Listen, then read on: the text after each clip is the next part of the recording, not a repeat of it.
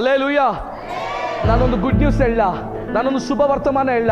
ಯೇಸುವಿನ ಮುಂದೆ ಅವಳ ರೋಗವನ್ನು ಒಪ್ಕೊಳ್ಳಲಿಕ್ಕೆ ಭಯಪಟ್ಲು, ಯೇಸುವಿನ ಮುಂದೆ ಅವಳ ಸಮಸ್ಯೆನ ಹೇಳ್ಕೊಳ್ಳಲಿಕ್ಕೆ ಭಯಪಟ್ಲು.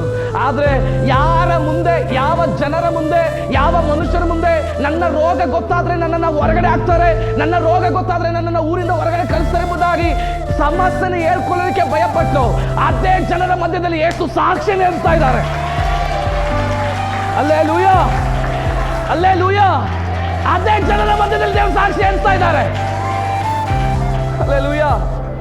ನಿನ್ನ ಸಮಸ್ಯೆಯನ್ನ ಯಾರ ಮುಂದೆ ಹೇಳಿದ್ರೆ ನನಗೆ ಅವಮಾನ ಆಗ್ತದೆ, ಯಾರ ಮುಂದೆ ಹೇಳಿದ್ರೆ ನನ್ನನ್ನು ಇವರು ಕಡೆಗಣಿಸ್ತಾರೆ, ತಿರಸ್ಕಾರ ಮಾಡ್ತಾರೆ, ನನ್ನನ್ನು ಹೀಯಾಳಿಸ್ತಾರೆ, ನನ್ನನ್ನು ತಮಾಷೆ ಮಾಡ್ತಾರೆ ಎಂಬುದಾಗಿ ನೀನು ನೆನೆಸಿ ನಿನ್ನ ಪರಿಸ್ಥಿತಿಯನ್ನು ಕೂಡ ಬಹಿರಂಗವಾಗಿ ಹೇಳಿಕೊಳ್ಳಲಿಕ್ಕಾಗದಿರುವಂತ ಪರಿಸ್ಥಿತಿಯಲ್ಲಿ ಒಂದು ವೇಳೆ ನೀನು ಮೌನವಾಗಿರ್ಬೋದು. ಆದ್ರೆ ಈ ಸಮಯದಲ್ಲಿ ಒಂದು ಸತ್ಯವನ್ನು ನಿನಗೆ ನಾನು ಕೂಗಿ ಹೇಳ್ತೇನೆ, ನಿನ್ನ ರಹಸ್ಯದ ಪ್ರಾರ್ಥನೆ ಪರಹಸ್ಯದ ಜಯವಾಗಿ ಮಾರ್ಪಡಲಿಕ್ಕೆ ಹೋಗ್ತಾನೆ. ಓ